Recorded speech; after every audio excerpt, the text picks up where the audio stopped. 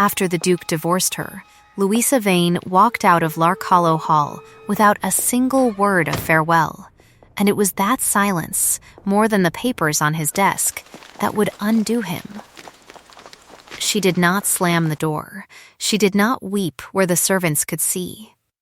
She drew her shawl about her shoulders as if the August heat were a winter wind, and she went down the front steps and into a hired chaise, and the wheels on the gravel were the last sound her husband ever heard of her leaving. She would remember the heat of that day longest, afterward, the way it pressed on the back of her neck like a hand that would not let go. Had she known what her silence would cost him, she would have kept it all the same, for she had already decided that his ignorance was cheaper, to her, than his ruin. Alaric Vane, 9th Duke of Ashcombe, stood in his library with a pen still wet in his hand, and did not move until the sound of the wheels had gone entirely, swallowed by the lime avenue and the thick, complaining hum of late summer bees. Sir Thomas Pell, the family's solicitor, was folding the signed deed of separation into his case with the unhurried care of a man closing a coffin. And it was he who first said the word that would echo through the next 6 weeks like a bell struck once and left ringing. Michaelmas, he said. The bill's third reading goes before the Lords at Michaelmas, your grace, and not a day before, and not, I should think, a day after, given how thin the patience of that house runs for private griefs made public. 6 weeks. Alaric said nothing. He was thinking, instead, of how she had signed her name without argument, without so much as lifting her eyes to his, and how a woman who had fought him over the placement of a hedge and the pricing of a horse had not fought at all for this. He set down the pen. He did not require gratitude of himself for the steadiness of his hand. He required only that it hold. It did, until he reached for the estate ledger to close it for the day, and found it already open to a page he had not opened, marked at the corner with a single fold. The ink beneath one column of figures wearing a small, deliberate dot beneath each altered numeral, dozens of them, patient as stitches. He did not know that hand. And yet, he did. He had watched her make marks like it 100 evenings by the fire, teaching Diana her figures, humming some old tune her father had taught her, and he stood now with the ledger open before him and felt, for the first time since the ink had dried on the deed, something colder than grief. It was not suspicion of her.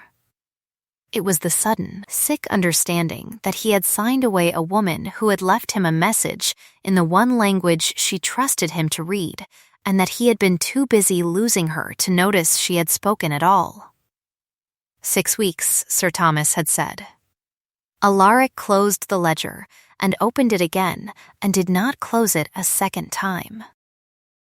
She had come to Lark Hollow 4 years before that afternoon, in a plainer season, in a plainer dress, hired at 19 shillings a quarter to teach a motherless girl her letters and her sums, and the first thing the new Duke of Ashcombe had said to her, across a desk stacked with unpaid bills his brother had left behind like a debt of temperament as much as money, was not a greeting at all. Miss Fairweather, he had said, I am told you keep accounts as your father kept them. I have no patience left for flattery in this house. Tell me honestly whether you can make sense of what I cannot, or tell me honestly that you cannot, and either answer will serve me better than a curtsy. She had looked at the ledgers piled before her, at the ink gone brown with age and worry, and she had said, without curtsying at all, that a column either balanced or it did not, and that flattery had never once made a number smaller.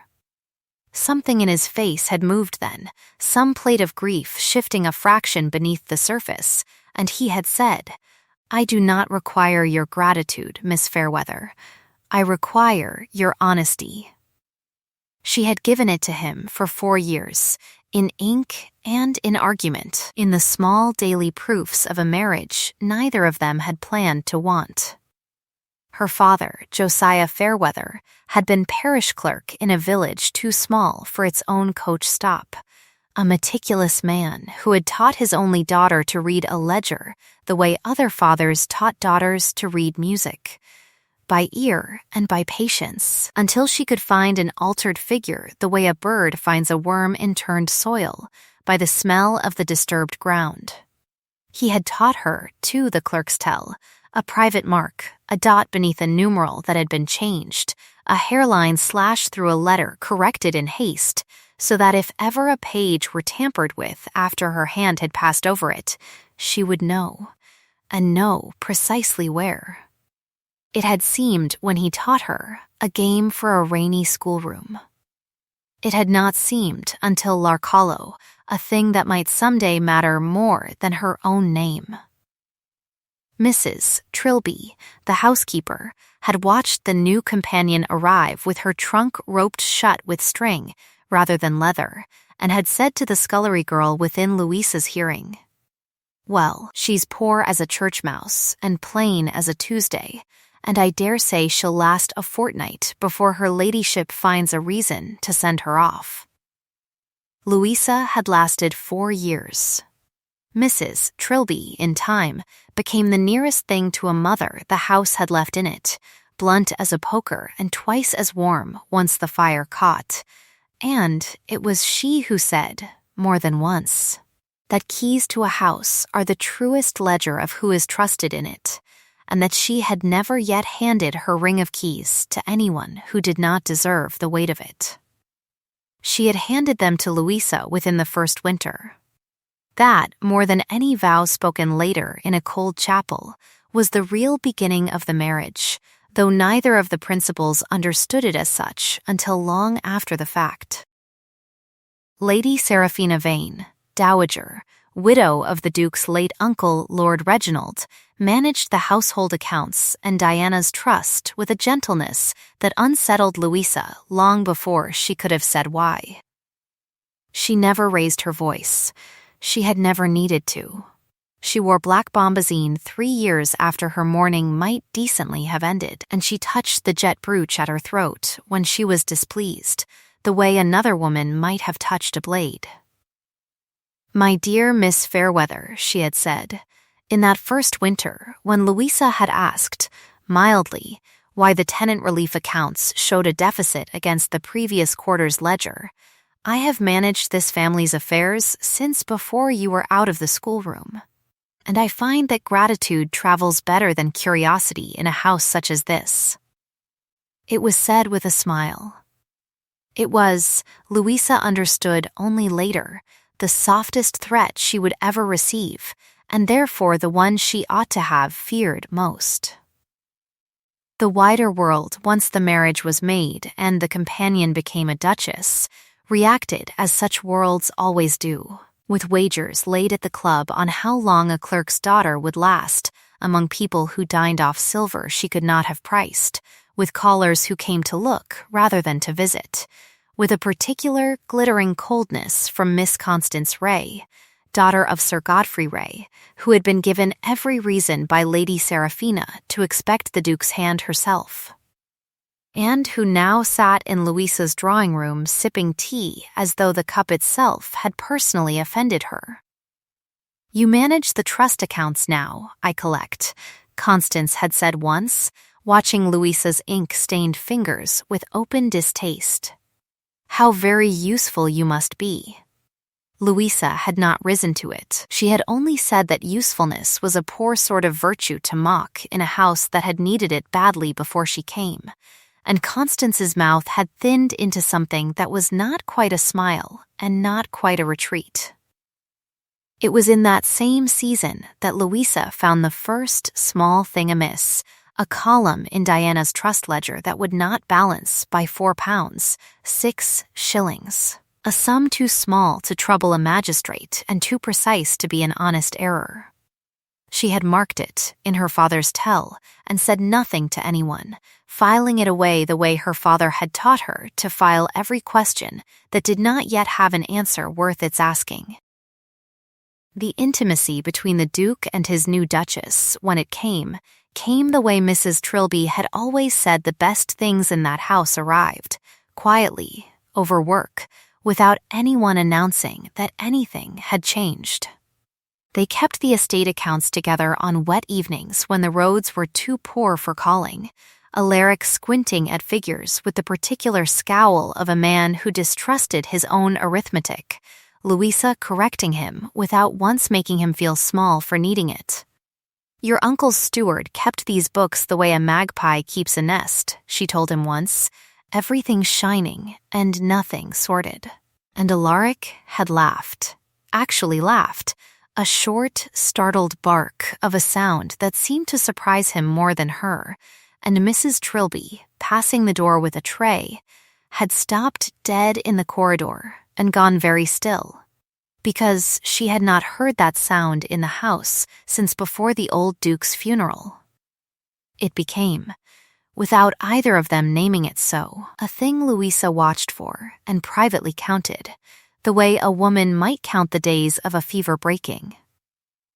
She confessed to him, that same winter, that there was a matter in the trust ledgers she could not yet lay plainly before him, a discrepancy she wished to be certain of before she named it, for fear of naming an innocent hand in error.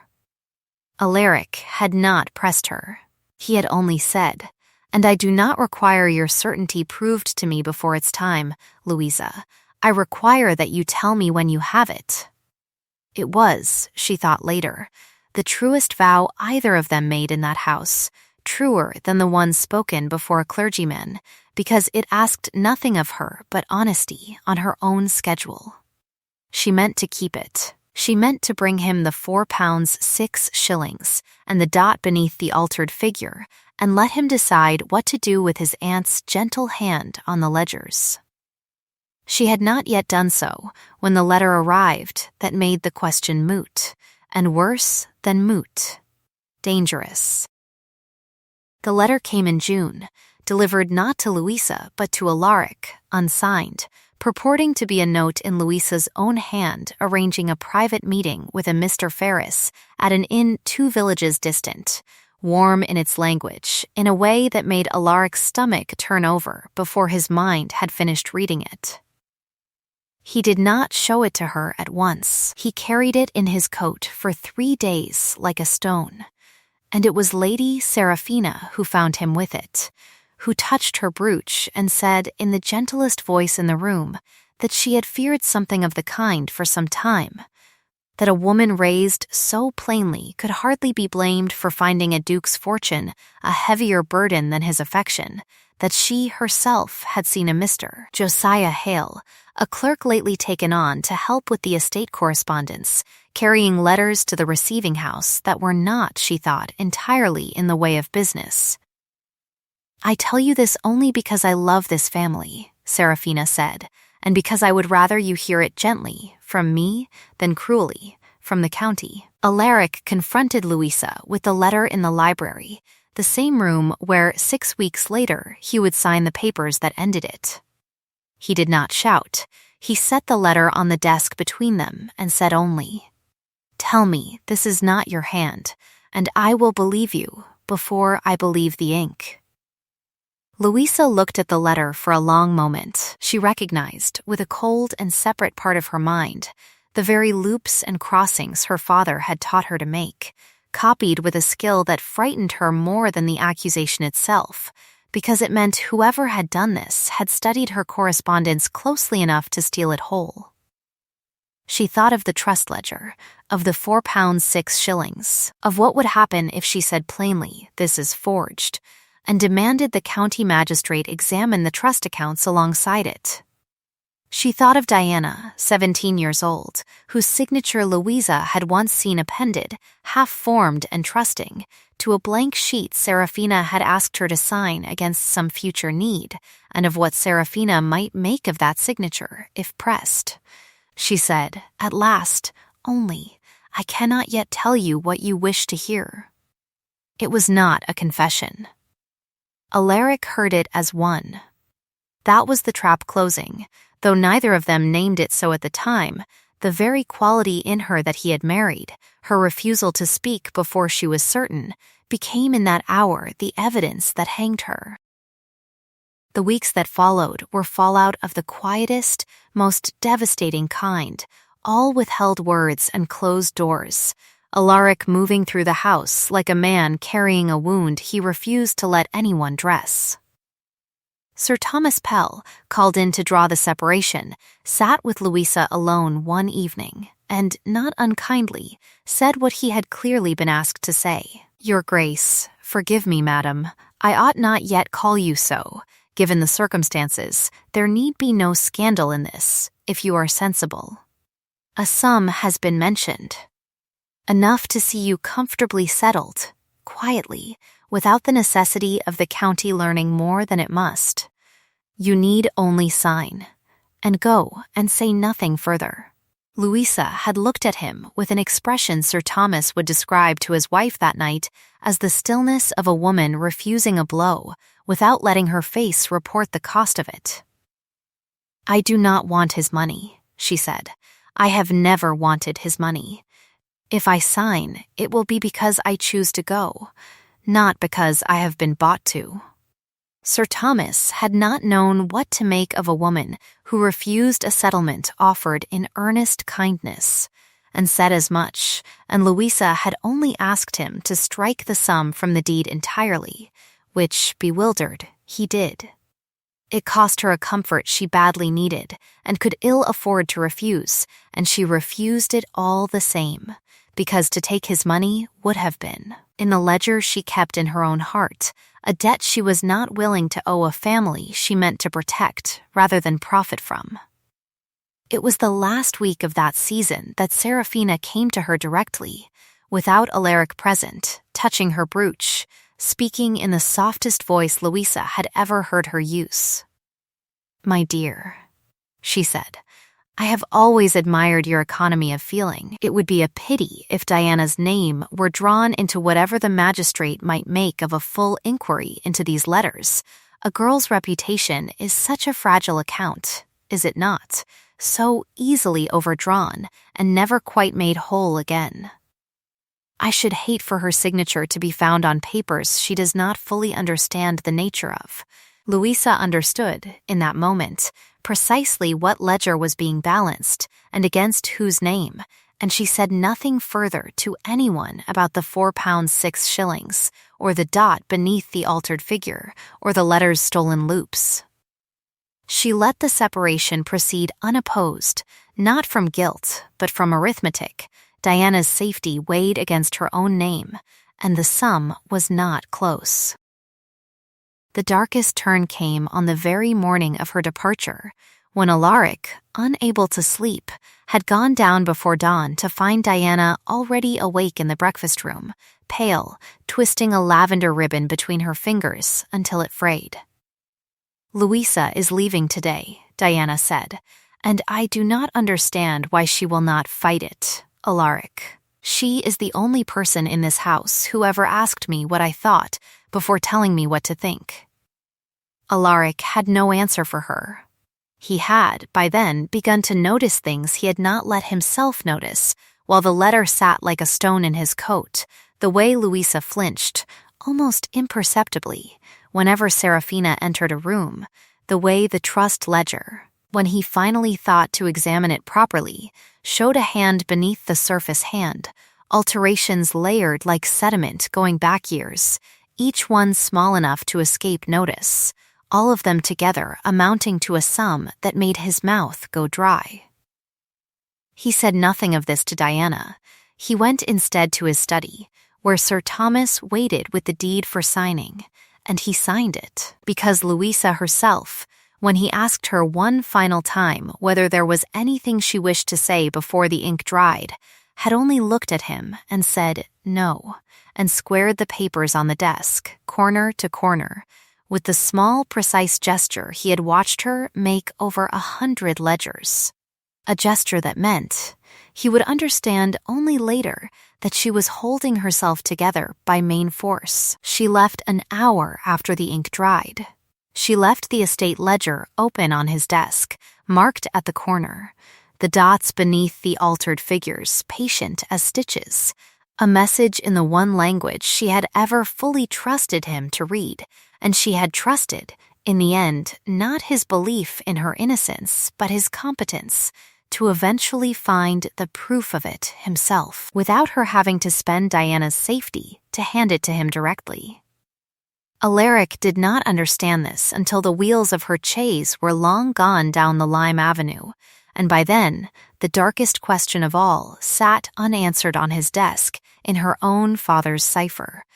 Not whether she had betrayed him, which he now doubted with his whole chest, but who else had known enough of her hand, her ledgers, and her love for his sister to build a trap so patient it had taken 4 years to spring. He did not sleep that night, nor the next. He sat with the ledger by candlelight, tracing the dots beneath the altered numerals until his eyes ached, and it was Mrs. Trilby who found him at 3 a.m. and said, without preamble, that she had known something was rotten in that house since before Miss Fairweather ever came to it, and that keys to a house tell you who is trusted in it, but a ledger tells you who is robbing it, and perhaps, Your Grace, it was past time he read both. Alaric sent for Sir Thomas Pell at first light and laid the ledger before him, and it was Sir Thomas, examining the trust accounts page by page with the neutral, unhurried patience of a man who had spent 40 years finding truth in other people's arithmetic, who first said aloud what Alaric had not yet dared to. These alterations predate Miss Fairweather's arrival at this house by 2 years. Your Grace, whoever made them has had access to this ledger since before your marriage was ever considered. Alaric felt something in his chest that was not quite hope and not quite horror settle into a single cold certainty. He went that same morning to find Josiah Hale, the clerk Seraphina had named as Louisa's supposed courier, and found the man packing a trunk with hands that would not stay steady, tapping his pen against the inkwell in a nervous rhythm before he had even noticed he still held it. "Mr. Hale," Alaric said, "I find I have been slow to ask you a question I ought to have asked weeks ago. Who instructed you to carry letters to the receiving house in my wife's name?" Hale's mouth opened and closed twice before any sound came out of it, and it was in that hesitation, more than any answer, that Alaric first heard the hairline crack in a composure that was not, after all, his own to protect. It took a fortnight to gather what could not be gathered in an hour, and every day of it pressed against the deadline like a hand against a closing door, for the bill's third reading stood fixed at Michaelmas, and Michaelmas was also the day Diana turned 18, and the trust passed wholly from Seraphina's management into her own. Alaric understood, watching the calendar with a dread he had not known himself capable of, that Seraphina needed the divorce finalized and the trust question closed before that single date, or lose both the marriage she had engineered to unravel and the fortune she had spent years quietly bleeding. He found Louisa at last through Sir Thomas's clerk, lodged plainly in a market town 2 days' ride distant, teaching a merchant's daughters their letters for her bread, and when he came to her door, she looked at him with an exhaustion so complete it frightened him more than anger would have. "You should not have come," she said. "I did not leave so that you would follow me. I came," Alaric said, "because I have your father's ledger and your father's marks in it, and because Sir Thomas tells me the alterations in Diana's trust go back 2 years before ever I knew your name, and because I am a fool who let a stolen letter matter more than 4 years of watching you tell the truth, even when it cost you." He did not ask her to come back for his sake. He asked her, instead, to come back and stand beside him at Michaelmas, not as a wife reclaimed, but as the one person in England who could read his aunt's ledgers better than his aunt herself. It was, Louisa thought, the first time anyone in that family had asked for her competence rather than her forgiveness, and it was on those terms, and no others, that she agreed to return. Diana wept when she saw her, and Mrs. Trilby jangled her keys and pretended not to weep at all, and Seraphina, informed of the return, only touched her brooch once and said, "How resourceful of her," in a voice gone very slightly thin at its edges, the first crack that anyone but Alaric had yet heard.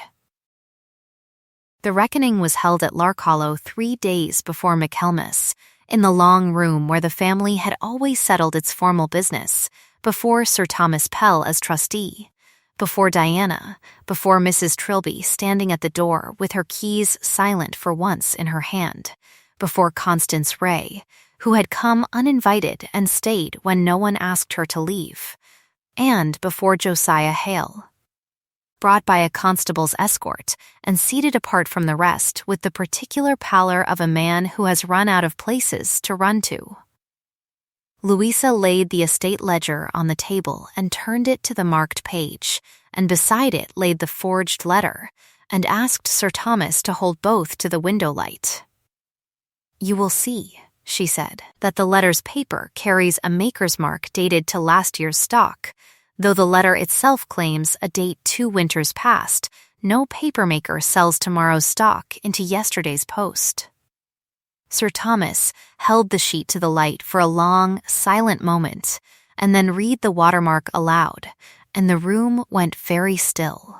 Seraphina said, evenly, that paper was often kept in reserve for years, that this proved nothing, and it was then that Louisa turned to Josiah Hale and asked him a single question, gently, the way her father had once told her the gentlest questions do the most damage. "Mr. Hale, who paid you to copy a hand you had never before troubled to learn?" Hale looked at Seraphina once, and Seraphina did not look back at him, and that omission, more than any threat, seemed to break something in him entirely. He said her name. He said it twice, as though saying it once might not be believed, and then the rest came out of him in a rush he seemed unable to stop, the £4 6 and the years before it. The letters he had been given to trace over Louisa's genuine correspondence held up to a window pane, the payments made from an account he had been told, sworn, was authorized by the family trust. Sir Thomas produced, at that, a letter of instruction found among Hale's effects, in Seraphina's own hand, directing the transfer of trust funds to cover what it called, with chilling delicacy, household obligations of long standing, and read it aloud in full, every line, while Seraphina sat with her hands folded and her brooch untouched for the first time in 4 years, because there was, at last, nothing left in the room for her to defend. When she spoke, it was not to deny it. It was to say, in a voice suddenly stripped of all its old softness, that Reginald had left her debts no widow should have been made to carry alone, that she had only ever meant to borrow against the trust and repay it before Diana came of age, that she had watched the fortune she married into pass to a girl who did not yet know its worth, while she herself counted candle ends to keep appearances, and that she had never meant harm to come to the child. Only time, only a little more time. She touched the brooch once more as she said it, and Louisa, watching, understood suddenly that it was not vanity that made her touch it, but grief. It had been Reginald's gift to her, the last one, before the debts and the dying, and it was the only ledger of a marriage that had cost her everything and left her with nothing but the accounting of it. Alaric, who might once have wanted to see his aunt ruined outright, found instead that he wanted only to see the matter closed without further wreckage. He asked Sir Thomas to arrange an annuity sufficient for a quiet life and a house at a comfortable distance, and no charge laid before a magistrate, reasoning aloud, for the room's benefit and his own, that a public prosecution would drag Diana's trust and her family's name through every coffee-house in the county, and that mercy, here, was not kindness to Seraphina, but protection of the innocent she had so nearly ruined.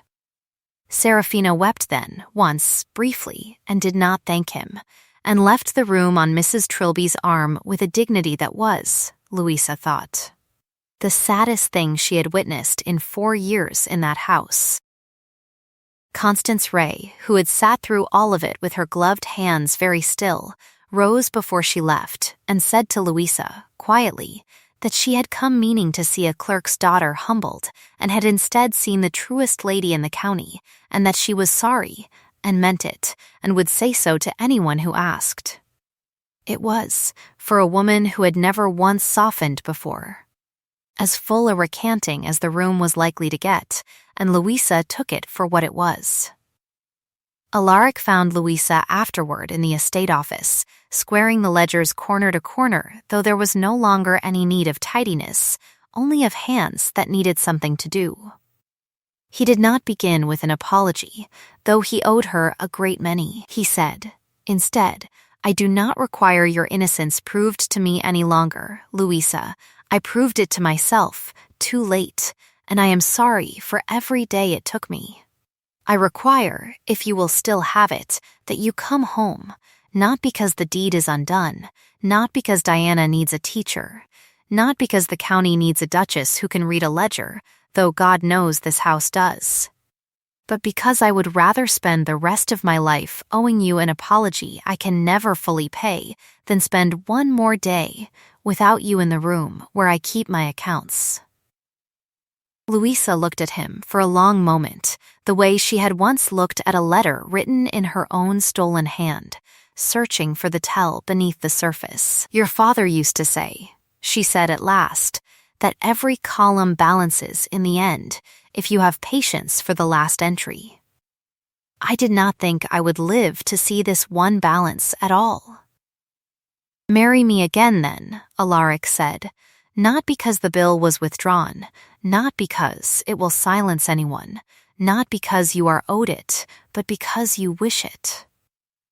"It is the only reason I will take." She said yes, and outside the window a lark that had nested in the same eave for as many summers as she had lived in that house began, absurdly, to sing, and Louisa laughed for the first time in 6 weeks, and Alaric thought it the finest sound the house had made since his brother died. Sir Thomas withdrew the bill from its 3rd reading, with a note so dry it made Mrs. Trilby snort into her tea when she heard it read aloud, and the wedding, when it came in October, was small and quiet by design, held in the same chapel where the first had happened with twice the guests and half the meaning, Diana weeping openly through the whole of it, and Mrs. Trilby weeping and denying it in the same breath, her keys forgotten and silent in her apron pocket for once. Josiah Hale, who had cracked and confessed and thereby saved more than he had ever cost, was given a modest post in a distant county where his particular skill with a pen might be put to better use under closer watching. Constance Ray did not marry that season, or the next, choosing instead, to her father's visible despair, to travel to her aunt's house in the north and read a great many books, and wrote to Louisa once a year after, dry and funny letters that Louisa kept in a drawer of her own. Serafina lived out her years in a small house, with a good garden and a companion of her own choosing, and sent Diana a single letter every Michaelmas, brief and formal, which Diana, in time, came to answer. Almost a year to the day after that first parting, Alaric stood once more in the library at Lark Hollow, and the door opened, and Louisa came in, not leaving this time, but arriving, a shawl about her shoulders against an ordinary autumn chill rather than a manufactured winter, a lark singing its last song of the season somewhere beyond the glass. She set a ledger on the desk before him, opened to a page with no dots beneath any of its figures at all, every column balanced, every entry honest, and she said, "Your accounts are in order, Your Grace," and he said that he had never doubted it, and meant, this time, precisely what he said. If a story about a quiet woman with a clerk's honest eye and a duke who nearly lost her to a lie has warmed some cold corner of your evening, then you are welcome to stay a while longer by this fire, where the kettle is always closer to the boil than the door is to closing. I would love to know which moment stayed with you longest, the ledger left open on his desk, the lark at the window, or the letter that finally told the truth after 4 long years of silence. So tell me in the comments, and I will read every one. Keep a chair here by the hearth if you'd like more evenings like this one. The fire tends itself, but the company is better for staying. Sleep well tonight, and be gentle as a column patient for its last entry, with anyone still waiting quietly for their truth to balance.